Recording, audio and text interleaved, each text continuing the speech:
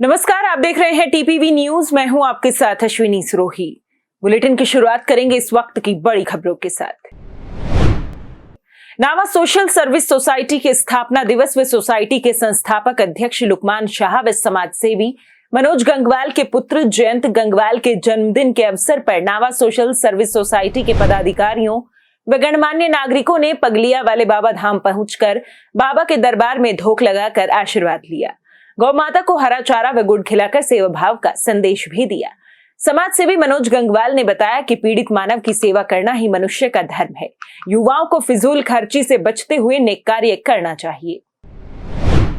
तालेड़ा उपखंड क्षेत्र में निजी विद्यालयों में आरटीआई के बच्चों को पाठ्य पुस्तक और यूनिफॉर्म नहीं दी जा रही है। ताजा मामला तालेड़ा ओपन क्षेत्र के सुवासा के नेवी किड्स कॉन्वेंट स्कूल में आया है, जहां आरटीआई के गरीब बच्चों को निजी विद्यालयों द्वारा मुफ्त पाठ्यक्रम पुस्तकें, ड्रेस से लेकर दोपहर भोजन तक देना अनिवार्य होता है। सरकार ने सीमित संसाधन वाले बच्चों को भी निजी कॉन्वेंट स्कूल में पढ़ाने के लिए आरटीआई योजना चला रखी है, लेकिन शिक्षा विभाग के अधिकारी इस मामले को लेकर कोई जानकारी नहीं देते हैं। उदयपुर में हुई हत्या के विरोध में 12 जिले के केलवाड़ा में बजरंग दल, विद्यार्थी परिषद, व्यापारीगण व समाज सेवियों ने बंद का आह्वान किया। साथ ही अपराधियों को फांसी की सजा देने की मांग की। इस अवसर पर उप जिला कलेक्टर, तहसीलदार ने कस्बे में घूमकर शांति बनाए रखने की अपील की। बंद के दौरान पुलिस प्रशासन भी मुस्तैद नजर आया। पंचायत समिति पीपलखूंट में अंबे माता गली में जलदाय विभाग की बनी हुई पानी की टंकी के पास वर्षों पुराना पेड़ अल सुबह अचानक टूटकर सड़क पर गिर गया। पेड़ टूटकर विद्युत विभाग की 11 केवी लाइन पर गिरा, जिससे बिजली के तार झुलसकर टूट गए एवं बस स्टैंड पर लगी हुई डीपी पॉल सहित पास ही होटल पर गिरी। सूचना पर विद्युत विभाग अधिकारी, जलदाय विभाग एवं थाना पीपलखूंट विभाग मौके पर पहुंचे।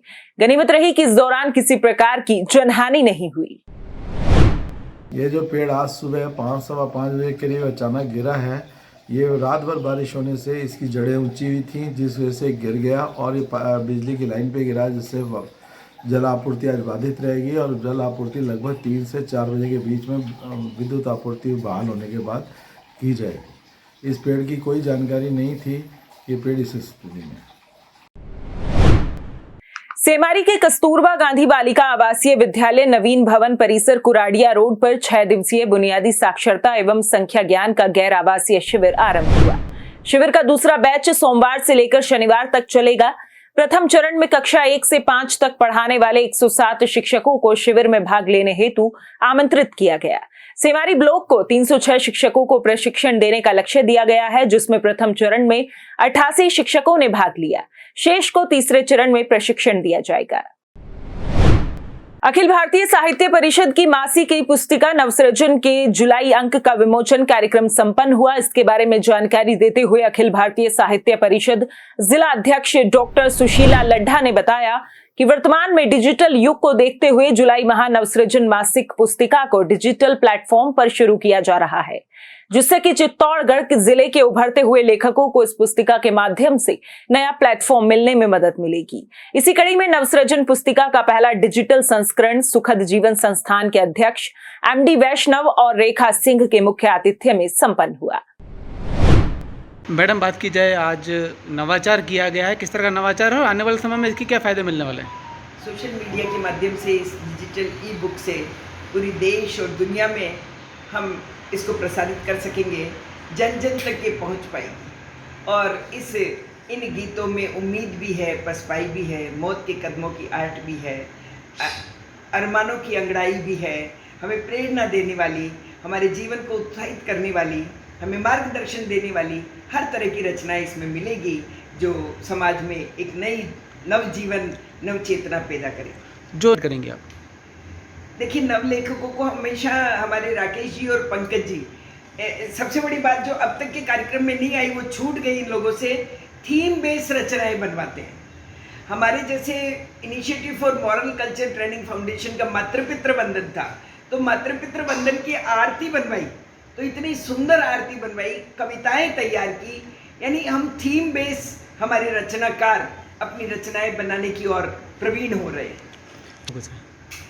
नए लेखकों से कहेंगे ज़्यादा से ज़्यादा लोग हमसे जुड़े और इस सोशल मीडिया के युग में आगे आएं हम समय के साथ हमें आगे बढ़ना होगा और परिवर्तन लाना भी होगा। जब आज ई बुक का जमाना है तो हम उसी ओर आगे बढ़े। रायसिंह नगर के गांव ततारसर के राजकीय स्कूल के छात्र छात्राओं ने विद्यालय को 12वीं तक क्रमोन्नत करने की मांग को लेकर विद्यालय पर तालाबंदी कर धरना शुरू कर दिया। छात्रों के साथ बड़ी संख्या में ग्रामीण भी धरने में शामिल रहे। इस दौरान विद्यालय स्टाफ को भी बाहर ही रोक लिया गया। सूचना मिलने पर रायसिंह नगर विधायक बलबीर लूथरा धरना स्थल पर पहुंचे और छात्रों व ग्रामीणों से वार्ता के बाद विधायक ने शिक्षा विभाग के अधिकारी के द्वारा हठधर्मिता करने की बात कही। उन्होंने कहा कि छात्रों की मांगे सही हैं। अगर समय रहते विद्यालय को क्रमोन्नत नहीं किया गया तो छात्रों और ग्रामीणों के साथ मैं भी धरने पर बैठ जाऊंगा। जो जिस प्रकार ग्रामवासियों ने बताया कि 1958 से ये स्कूल चल रहा है और आज तक इसका क्रमोन्नत नहीं हुआ, अभी भी 8वीं तक की ये स्कूल है।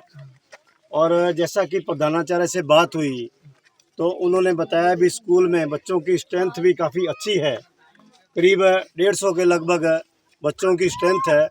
इतनी बढ़िया स्ट्रेंथ को देखते हुए इन बच्चों की और ग्रामवासियों की स्कूल क्रमोन्नत करने की जो मांग बिल्कुल वाजिब है और प्रशासन को और शिक्षा विभाग को इस पर तुरंत संज्ञान लेकर इस विद्यालय को क्रमोन्नत करें, ताकि ये बच्चे बेचारी जो इनको अध्ययन के लिए दूसरी जगह नहीं जाना पड़े, अपने गांव की बच्चे अपने गांव में रहकर ही शिक्षा हासिल कर सके।